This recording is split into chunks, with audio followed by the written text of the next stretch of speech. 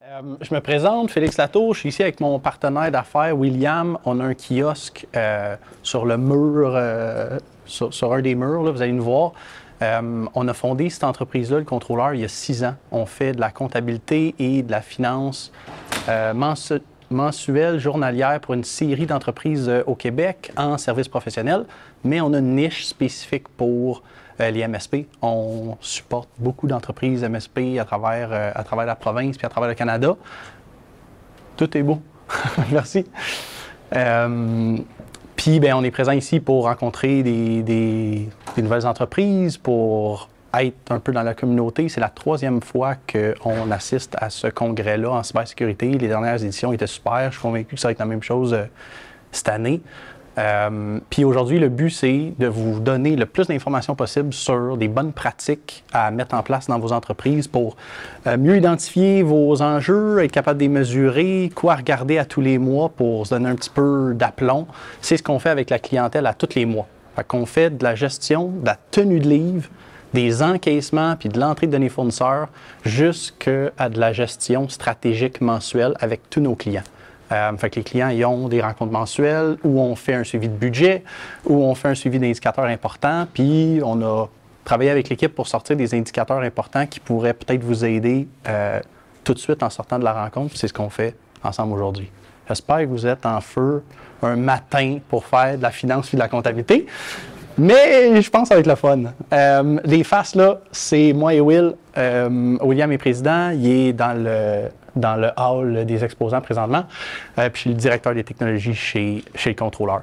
On a une petite équipe multidisciplinaire de 16 personnes, 15 personnes présentement. Des CP auditeurs, des gens qui font de la tenue de livre, des conseillers à la paye, des paie-maîtres pour être capable de prendre en charge la comptabilité complète de l'entreprise. Si vous voulez en entendre plus sur ce qu'on fait, venez nous voir au kiosque. La rencontre, c'est pas un pitch de vente, c'est vraiment de vous donner le plus possible d'informations sur des ratios d'importance que vous pourriez commencer à regarder dans vos entreprises. Ce qu'on va faire, c'est parler de la complexité financière d'une MSP. Je ne sais pas si tout le monde ici est dirigeant ou a une entreprise MSP. Sinon, ça peut quand même être intéressant parce que beaucoup d'entreprises de services ont un peu les mêmes besoins, mais il y a une complexité réelle à être une MSP. On va en parler. On va parler des séparations de postes de bilan pour être capable de faire des bons métriques à regarder, des ratios et des indicateurs importants. Puis on va faire un petit bout sur les prévisions budgétaires qui est mon péché mignon. En fin de rencontre.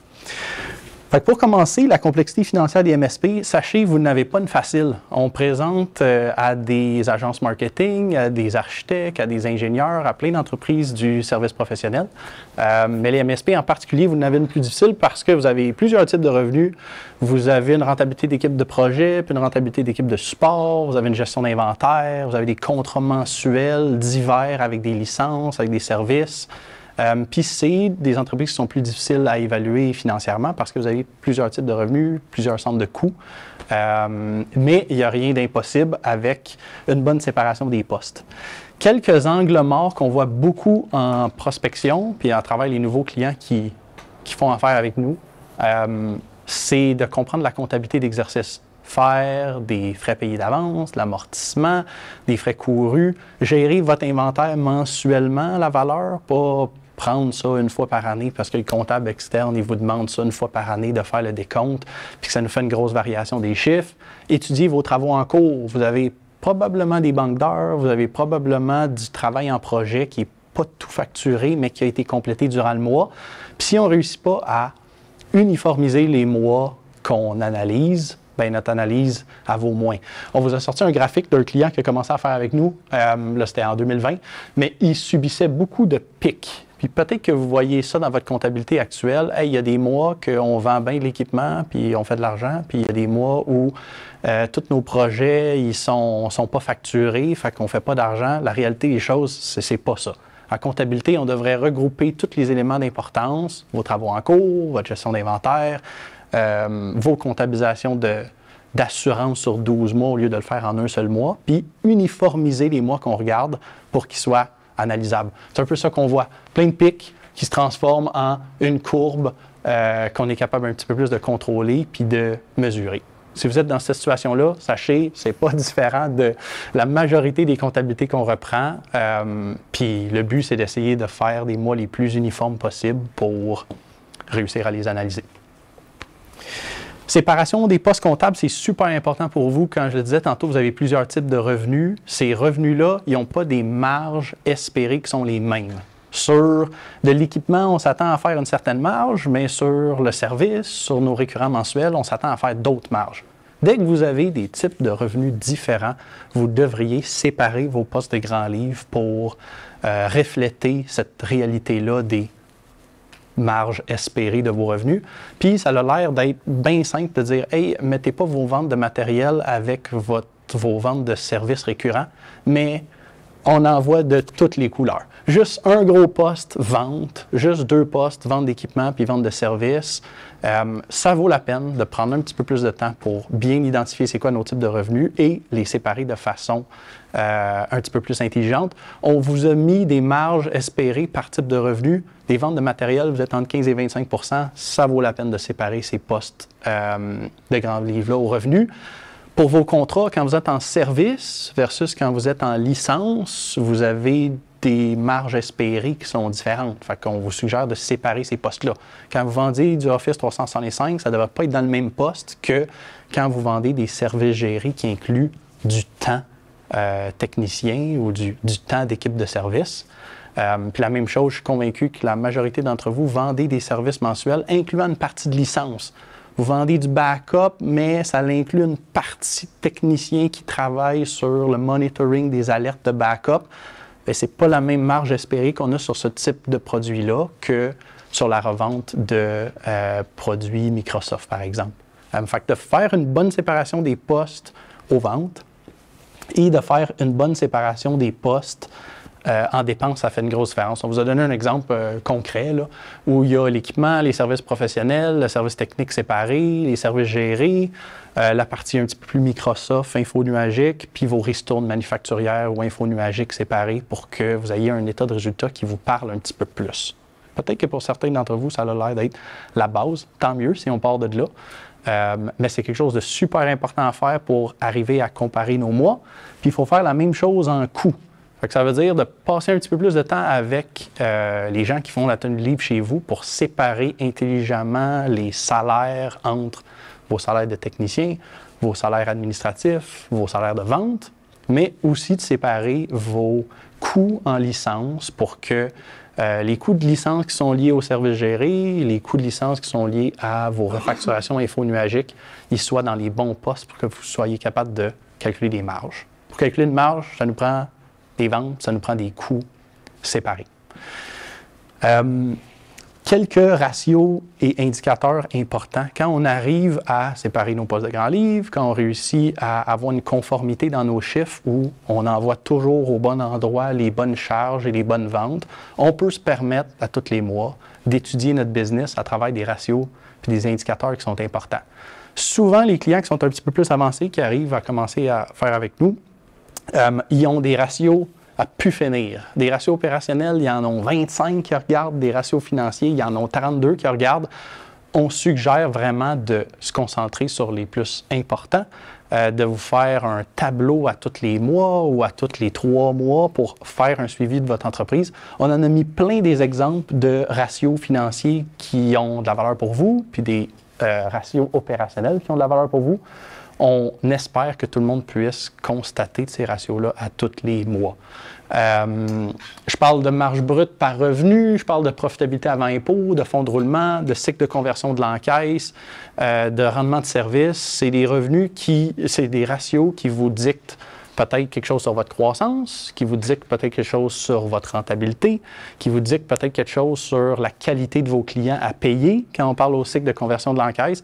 Les ratios financiers, ça veut dire beaucoup de choses, puis il faut se concentrer sur vos faiblesses. Très souvent, on voit des clients se concentrer sur ce qui sont forts, parce que c'est le fun de se rassurer à tous les mois dans ce qu'on est bon, mais à l'inverse, on essaie de pousser les clients en comptabilité à vraiment regarder où ils ont une faiblesse pour essayer de rajouter un petit peu de feu dans le poêle. Pour opérationnel, bien, on a mis des ratios qui vous touchent un petit peu plus à votre industrie. Là. Le taux d'heures facturables, c'est du connu. La profitabilité des contrats de service que vous avez mensuels, c'est du connu aussi. C'est quoi votre capacité d'équipe? C'est quoi le nombre de endpoints gérés que vous avez par full-time employee dans l'équipe de support? C'est des concepts de MSP qui sont importants à prendre en compte. Chez nous, on met de l'importance au ratio financier, mais on met aussi de l'importance au ratio opérationnel ou non financier pour arriver avec un rapport final au bout du mois qui inclut ces deux réalités-là. Parce que bien qu'on vous dise que le fonds de roulement n'est pas bon ou que le cycle de conversion de l'encaisse n'est pas bon, dans la vraie vie, ça se découle dans des actions que vous posez pour améliorer votre situation financière, puis c'est un peu le rôle qu'on tente de jouer en clientèle. Ce qu'on a voulu faire aujourd'hui, c'est un peu un atelier pour vous donner un ratio qui est facile à calculer, probablement dans votre comptabilité actuelle, avec lequel vous voulez repartir aujourd'hui puis avoir un peu un comparatif d'industrie. Puis c'est un ratio qu'on regarde beaucoup en clientèle et qu'on compare en clientèle. Le ratio qu'on veut regarder un petit peu plus de face, c'est le rendement de service. La ressource la plus importante de votre entreprise, c'est probablement vos employés, votre gestion de service. Puis le rendement de service, c'est quelque chose qui est super important pour nos MSP. C'est un copy qu'on benchmark entre notre clientèle puis qu'on fait beaucoup ressortir. Vous l'avez peut-être entendu de différents mots. En anglais, ils disent le Labor Efficiency Ratio, ils disent le W2 Ratio ou le Labor Productivity Ratio. C'est un lien direct entre vos salaires directs de techniciens et vos revenus de service spécifiquement. Fait que tout ce que j'ai dit avant, la séparation des postes de grands livres, il faut obligatoirement que ça soit fait. Fait qu'il faut que vous ayez séparé qu'est-ce qui est réellement du service de qu'est-ce qui n'est pas du service dans vos ventes. Il faut avoir séparé vos postes salariaux pour qu'on soit capable de sortir vraiment c'est quoi l'équipe de service, l'équipe de projet, les techniciens qui sont au travail. Puis ça inclut 3 composantes fondamentales. La productivité de l'équipe, le taux horaire vendant, puis le taux horaire coûtant. C'est un calcul super simple qui prend, c'est quoi, tous vos revenus de service. Fait que je donne un exemple concret d'MSP. Ça serait vos revenus break-in fixe à la carte, vos revenus de banque d'heures pour le mois, les services gérés mensuels que vous facturez en clientèle. Tout ce poste-là de revenus de service sur c'est quoi vos coûts salariaux de service. Ça donne un ratio entre 1 et 4, on espère. OK? 1,8, 2, 2,2, 2,5, 3. On vous a fait des exemples pour vous dire un peu à quoi ça ressemble. Là. Les revenus, la main-d'œuvre, donc on en traduit une marge brute puis un profit brut à tous les mois. Puis ça, ce ratio-là, il s'étudie sur l'état de résultat à tous les mois, mais il s'étudie aussi spécifiquement par employé ou spécifiquement par département pour voir quel enjeu de notre équipe technique ou quel enjeu de notre équipe de projet génère le plus de fonds. En réalité, vous voulez tous être minimalement à 2 $ pour chaque dollar de coûts salariaux, ce qui équivaut à 50 % de marge, ce qui est une bonne pratique en service. Est-ce que vous allez être à 50 % de marge brute sur votre état de résultats généraux? Non, parce que vous vendez de l'équipement, parce que vous vendez des licences, mais spécifiquement sur les services, on essaye d'aller chercher minimalement 2. On a des clients qui sont à 2,5, 3, 3,5. Ça décrit de la productivité de leur équipe, mais comme je disais tantôt, ça décrit aussi leur qualité de vendeur et leur qualité de gestionnaire. L'exemple à donner, c'est qu'on vous a fait 3 compagnies séparées qui ont le même ou sensiblement le même rendement de service, mais qui ont des difficultés pas au même endroit. Fait que je prends le premier exemple, on a l'entreprise A qui fait 75 % de taux facturable. Ils vendent leur heure vendant à 125 $, leur heure coûtant coûte en moyenne 38 $. Ils ont un rendement de service de 2,5. Un super bon rendement de service pour une entreprise MSP au Québec.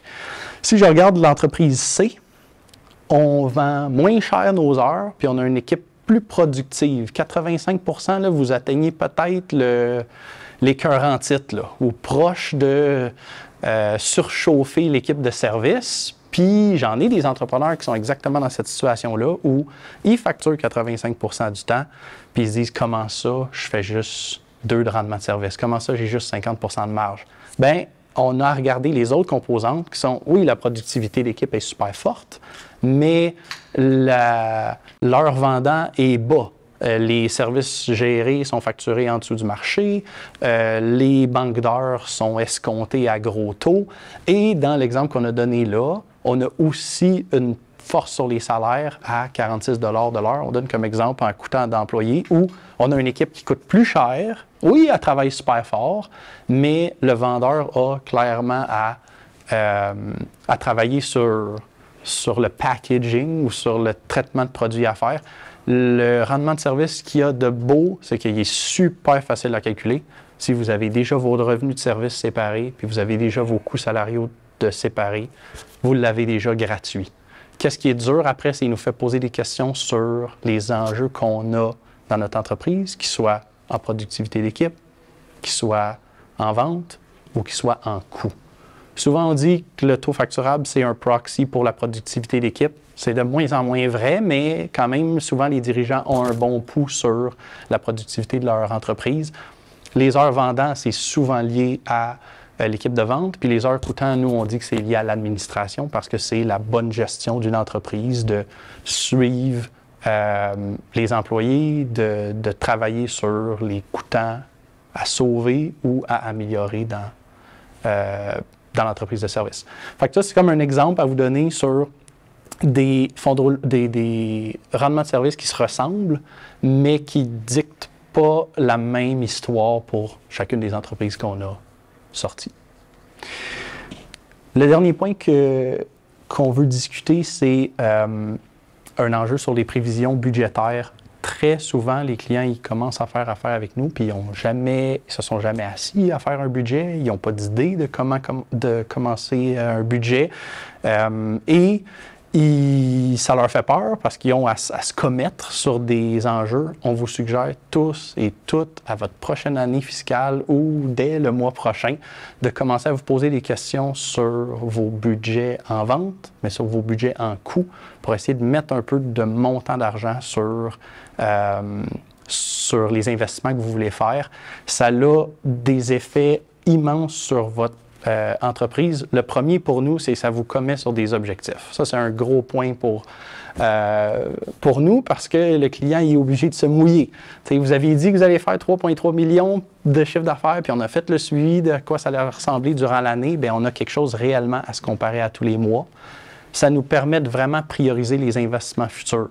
À travailler avec bien des MSP, on le sait comment ça peut être. La psyché d'un entrepreneur MSP, là, ça se lance dans 56 projets, ça voit une nouvelle bébelle révolutionnaire, ça se met à investir tous ses efforts dans cette nouvelle bébelle-là que vous allez apprendre plus tard aujourd'hui ou demain. Le fait de faire un budget, au moins, ça vous pose dans le temps où vous prenez une décision puis où vous priorisez des investissements futurs. Il faut faire une prévision des résultats, mais il faut faire aussi une prévision du cash flow. Ça veut dire on prend en compte combien qu'on va vendre, puis combien ça va nous coûter, puis c'est quoi nos investissements.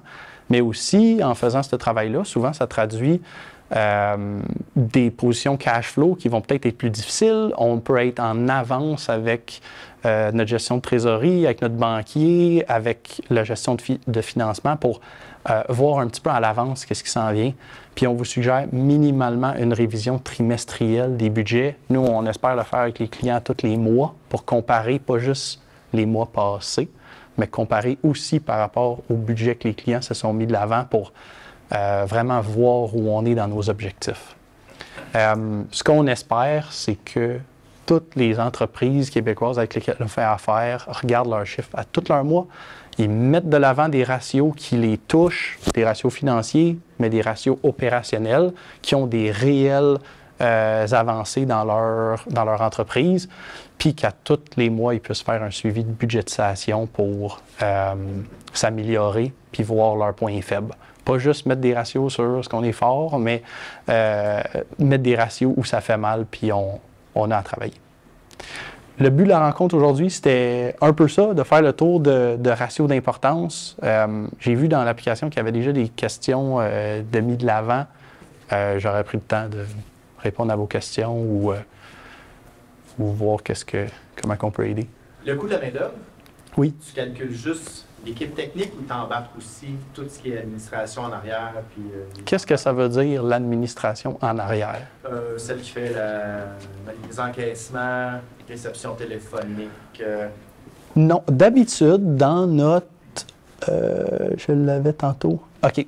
Quand je vous disais de séparer les postes salariaux, pour une entreprise MSP, là, on l'a marqué salaire technicien, mais si vous êtes une entreprise un petit peu plus gros, vous avez peut-être quelqu'un qui dispatche les jobs, vous avez peut-être un directeur technique, vous avez peut-être un coordonnateur technique qui s'occupe de la main-d'œuvre directe. Ça serait compris dans les salaires de techniciens, mais la tenue de livre, la gestion marketing, les ventes, l'administration, ça s'en va pas dans nos coûts directs, ça s'en va dans nos coûts indirects en dépenses. Exactement. Exactement. Fait que quand je regardais tantôt le rendement de service, là, mes revenus de service sur mes coûts salariaux, là, je prenais en compte juste les coûts de service. En réalité, le Labor Efficiency Ratio, là, le calcul plus at large, il y a deux façons de le calculer. En le faisant sur du direct labor, qui est comme notre cas là, des coûts directs. Mais on a aussi la possibilité de le faire pour toute notre main-d'œuvre, pour avoir une idée de combien de dollars de vente on génère pour tous nos coûts salariaux. Par contre, on trouve qu'il est un petit peu plus difficile à comparer en clientèle parce que juste ici, vous avez des dirigeants qui se payent en dividendes, vous avez des dirigeants qui se payent en salaire, il y a des dirigeants qui prennent des coupures salariales parce qu'il y a une situation critique dans leur entreprise. Les coûts directs, souvent, ils sont vraiment représentatifs de votre entreprise. Les coûts salariaux indirects, ça dépend un peu de la situation financière de l'entreprise. C'est un ratio qui est moins comparable. Excellente question. Est-ce qu'on a d'autres questions? Oui? Par rapport dans tes calculs de coûts, par exemple, nous autres, quand on développe vos produits, on va vendre à un client. Oui. On va avoir de la formation financière, on va avoir soit de la recherche et développement que je vais faire avec un manufacturier ou des choses comme ça, ma mise en œuvre. On va offrir le produit au client. Mm-hmm.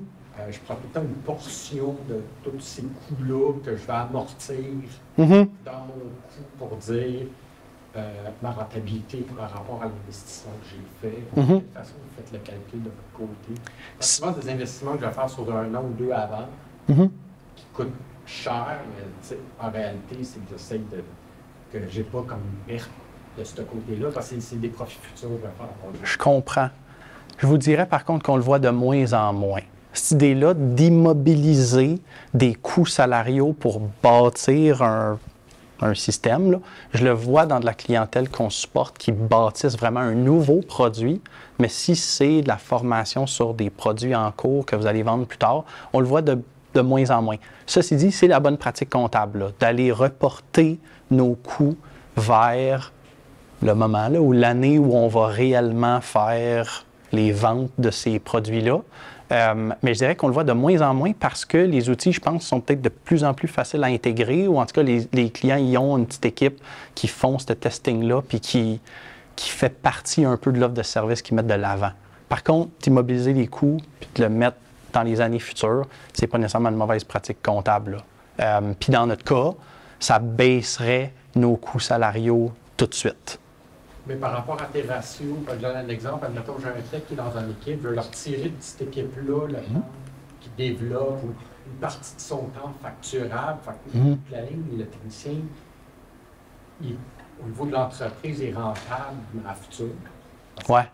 Mais quand je vais faire ses PKI, son PKI, techniquement, il va descendre parce qu'il ne sera pas sur ce qu'il est supposé faire au niveau de son équipe. Parce que je comprends, mais on rajoute... Là, on rajoute du contexte qui nous dit que peut-être que Steven, il y a des mauvais résultats pour ces 3 mois-là, mais c'est parce qu'on l'a mis sur un projet interne de travail. Si on est capable d'apporter le contexte qui va autour, je pense qu'on est capable de répondre à nos questions. Ceci dit, mettons, pour des entreprises établies en MSP, tout le monde a du travail de technicien interne pour développer des solutions puis pour faire avancer technologiquement l'entreprise. Je ne sais pas si c'est des coûts que je voudrais pas voir. T'sais, ces coûts-là, ils ont de l'importance, puis il faut les répertorier dans nos chiffres pour être capable de mesurer. Bien souvent, on fait ce travail-là en clientèle qui ont beaucoup de projets internes, Puis quand on fait le travail pour mesurer le rendement de leur équipe, bien, ils sont en dessous des attentes, mais ils nous disent toujours « Ah, bien, c'est parce que j'ai 3 gars qui travaillent sur tous ces projets-là. » Bien, il faut penser que ça, c'est un investissement concret que vous faites. Qu'est-ce que ça va déboucher plus tard, ça, cet investissement-là que vous faites? Fait que de le mettre de l'avant comme ça, d'avoir le contexte puis de le mesurer, c'est une bonne pratique parce que vous avez mis 10 000 $ dans ce bucket-là au lieu de mettre 10 000 $ en vente ou en marketing. Il y a une question sur l'application. Je ne sais pas si tu veux y répondre. J'en ai une là. Ah, OK. Ça, c'est un tannant, par contre. Je l'ai piégé. OK. Non, c'est pas une question, c'est plus un témoignage. Oh non. Ah, ouais. Ben, en fait, ça fait quoi, 1 an et demi peut-être qu'on a switché avec. En fait, on est un fournisseur MSP. Puis on a drivé la comptabilité pendant 24 années à peu près. Là. Je pense qu'on a bien fait les choses. Mais à un moment donné, il était temps de passer le flambeau. Comme les business nous passent le flambeau au niveau des TI, c'est un peu le même principe. Fait qu'on a starté avec le contrôleur. Puis ce qui est le fun, c'est qu'ils connaissent notre industrie. C'est un contrôleur financier, mais il y a plein d'MSP qui servent. Puis ils nous amènent des barèmes de l'industrie, des correctifs, nous challenge. Tout ça, on n'avait pas ça dans notre comptabilité à l'interne. Fait que vraiment, ça accroche depuis qu'on était avec vous autres. Depuis, ce n'était pas scripté. Je vous dis, ce n'était pas scripté. Ceci dit, des clients qui veulent vraiment se regarder dans le miroir, des clients qui sont en croissance, qui veulent comprendre leurs forces, où est-ce qu'il faut qu'ils travaillent, c'est de loin ce qui est le plus intéressant pour notre équipe. Là. Je ne parle pas juste pour moi, mais pour tout le monde en arrière. C'est un plaisir de travailler avec des clients comme Sylvain. Ça nous challenge, ça nous fait sortir de notre zone de confort, ça ramène des barèmes qu'on ne connaissait pas. Même si ça faisait 25 ans qu'on faisait la comptabilité, c'est des ratios qu'on n'était pas habitué de suivre. Là, c'est rendu à tous les mois, on se challenge, on augmente d'un petit pourcentage. Puis ça fait qu'on s'aligne sur le marché, sur les stats de la compétition au Canada, aux États-Unis. Fait que c'est un bon alignement, mettons. C'est pas si tellement que ça. Merci. On en a une dans... Oui. Est-ce qu'on a une autre question dans l'auditoire? On en avait une sur l'app. Je la lis. Dans un contexte où plusieurs petites entreprises techno de services peinent à suivre les indicateurs de gestion, quels seraient, selon vous, 2 ou 3 KPI financiers les plus simples mais les plus révélateurs à suivre à chaque mois pour orienter concrètement les décisions de croissance? Quand je pense à croissance en tant que financier, je pense au cash flow. Bien souvent, on boast qu'on est en croissance, mais il y a un aspect super important qui est le cash flow. Fait que le fonds de roulement, c'est super simple à calculer. Ça serait un ratio que je mettrais de l'avant, c'est sûr. Si c'est une entreprise en service, ça, ce que j'ai parlé tantôt, le rendement de service, c'est super facile à calculer puis à comparer à toutes nos périodes. Puis quand on suit une croissance puis qu'on engage des nouveaux membres de la main-d'œuvre directe, là, comme des techniciens, on le voit tout de suite, notre rendement de service changer. Et on a rajouté quelqu'un qui nous coûte de l'argent supplémentaire, puis il a fallu que je prenne un tech expérimenté qui facture plus, qui forme le nouveau technicien. Vous allez apprendre à voir comment vos rendements fluctuent à travers les mois.